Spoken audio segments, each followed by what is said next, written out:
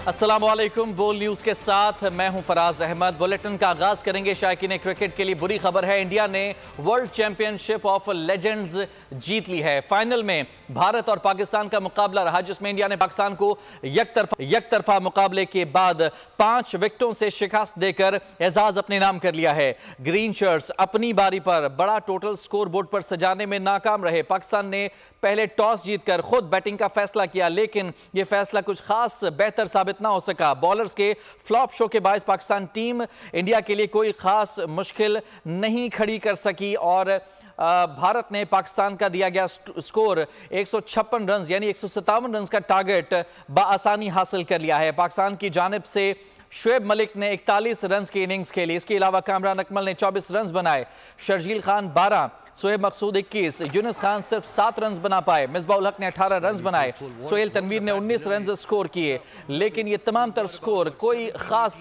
कारगर साबित ना हो पाए, क्योंकि 157 रन का हदफ भारत ने हासिल कर लिया और इस तरह से 5 विकेटों से पाकिस्तान को फाइनल में शिकस्त दे दी है। आगे बढ़ते हैं, दीगर खबरें शामिल करते हैं। बानी पीटीआई की 3 मुकदमात में गिरफ्तारी डाल दी गई है। अबूरी जमानत की दरखास्त खारिज होने पर कुछ रोज कबल गिरफ्तारी डाली गई थी। तौशा खाना के नए रेफरेंस में बुशरा बीबी की भी गिरफ्तारी डाल दी गई है।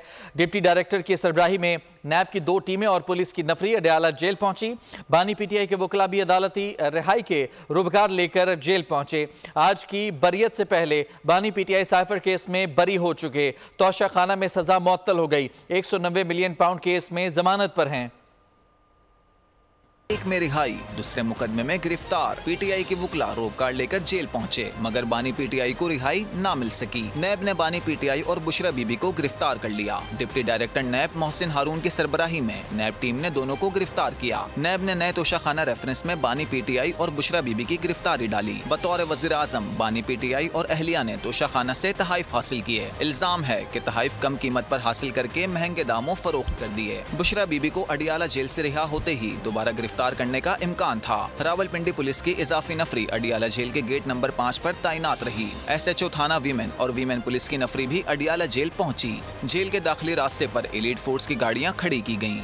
नैब इंक्वायरी रिपोर्ट में 7 घड़ियां खिलाफ कानून लेने और बेचने का इल्जाम है, जबकि नया केस 10 कीमती तहाइफ खिलाफ कानून पास रखने और बेचने से मुताल्लिक है। नैब रिपोर्ट के मुताबिक गिराफ वॉच, रोलेक्स घड़ियां, हीरे और सोने के सेट केस का हिस्सा हैं। तोहफे कानून के मुताबिक अपनी मिल्कियत में लिए बगैर ही बेचे जाते रहे। गिराफ वॉच का कीमती सेट भी कीमत अदा किए बगैर ही बेच दिया गया। निजी तखमीना साज की मिली भगत से गिराफ वॉच के खरीदार को फायदा पहुंचाया गया। इस्लामाबाद की अदालत ने बानी पीटीआई और बुशरा बीबी के खिलाफ दौरान इद्दत निकाह केस में सजा के खिलाफ अपीलें मंजूर करते हुए उन्हें बरी करने का हुक्म दिया था। और इससे पहले इद्दत निकाह केस में बानी पीटीआई और बुशरा बीबी बरी हो गए। ट्रायल कोर्ट का फैसला कलअदम करार दे दिया गया। एडिशनल सेशन जज अफजल मजोका ने महफूज फैसला सुना दिया। तहरीरी फैसले में लिखा गया कि बानी पीटीआई और बुशरा बीबी किसी और केस में मतलूब नहीं है तो रिहा कर दिया जाए। अदालत ने रिहाई के रुबकार भी जारी कर दिए। कहा, खावर मानिका को शिकायत दायर करने का ख्याल 6 साल बाद आया। खावर मानिका ने तस्लीम किया कि उन्हें दूसरे ही रोज निकाह की खबर मिल चुकी थी।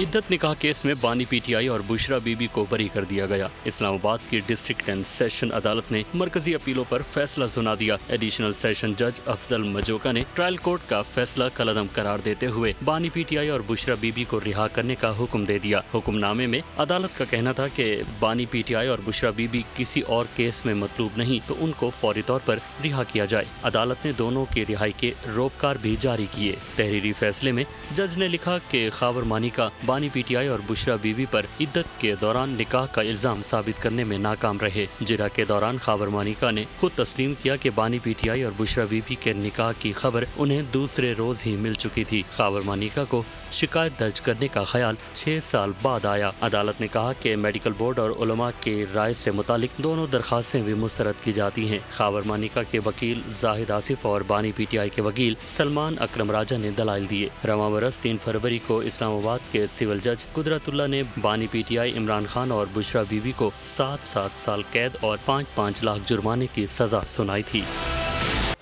पीटीआई चेयरमैन और बुशरा बीबी को इद्दत जैसे बेहुदा केस में अदालत से रिहाई मिली। रहनुमा पीटीआई उमर अयूब की अडयाला जेल के बाहर मीडिया से बातचीत। कहा 2 दिन पहले मखसूस नशिस्तों के केस का फैसला आया, वो भी खुशी का दिन था। बुशरा बीबी को लेने अडयाला गए तो हमारे साथी नईम पंजतवाना को हब्से बेजा में रखा गया, जबकि हमारा रास्ता रोकने के बायस नमाज की अदायगी तक ना हो सकी।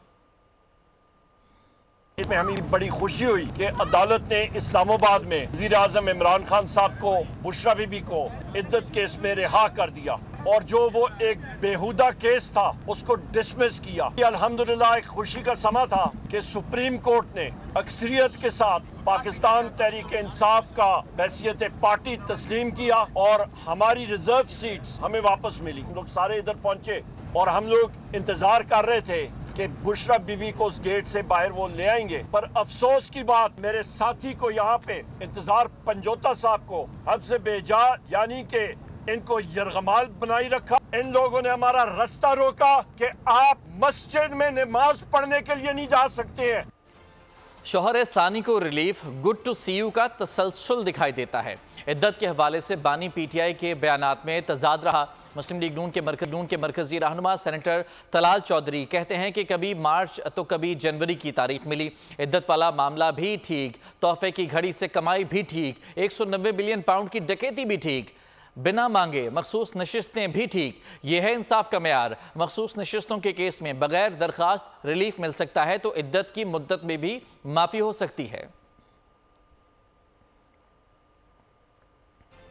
तहरीक इंसाफ की कोर कमेटी का हंगामी इजलास, इद्दत केस के फैसले और उसके असरात के एक नुकाती एजेंडे पर गौर किया गया। पीटीआई की कोर कमेटी ने इद्दत केस में बरियत के फैसले को हक और सच की फतह करार दिया। बानी पीटीआई और बुशरा बीबी की फिलफौर रिहाई का मुतालबा किया गया। कोर कमेटी ने कहा कि मजीद झूठे मुकदमात में गिरफ्तारी की कोशिशें किसी सूरत गवारा नहीं। बानी पीटीआई और बुशरा बीबी को अदालती अहकाम के खिलाफ जबरन कैद में रखने पर मुल्क गिर मजामत के सिवा कोई ऑप्शन खातर में नहीं लाएंगे। अब अदालत की जिम्मेदारी है कि आमरीत लपेट कर दस्तूर बहाल करें।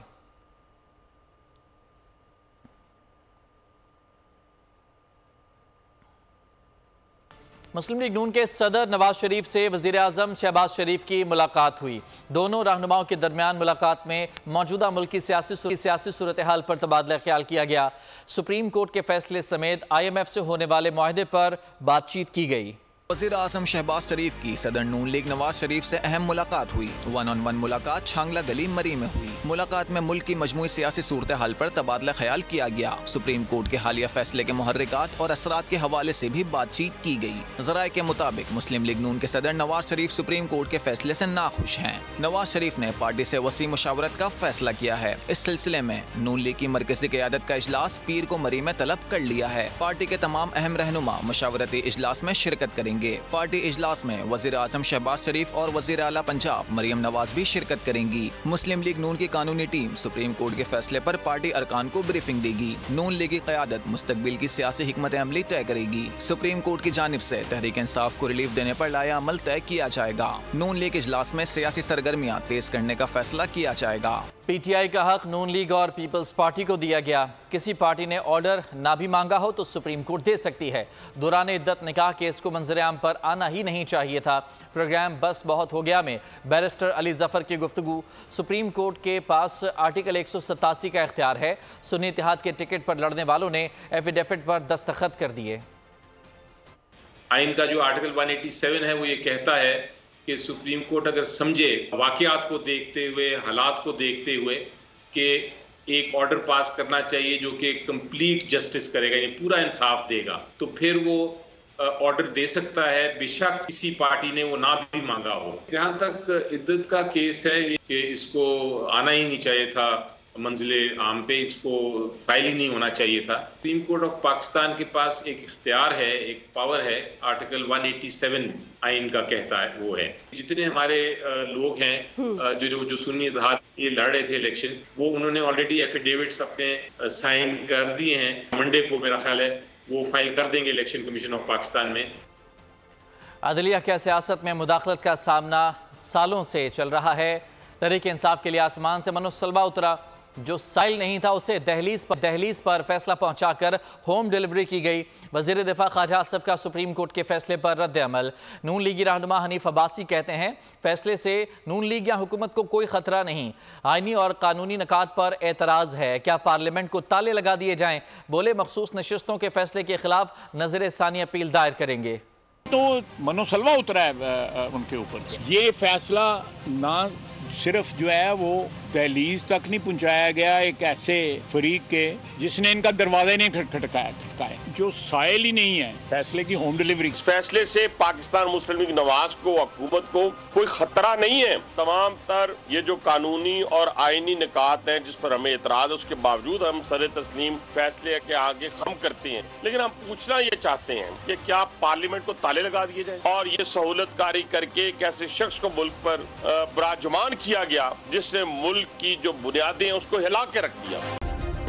सब्सक्राइब करें और बेल दबाएं ताकि कोई खबर रह न जाए।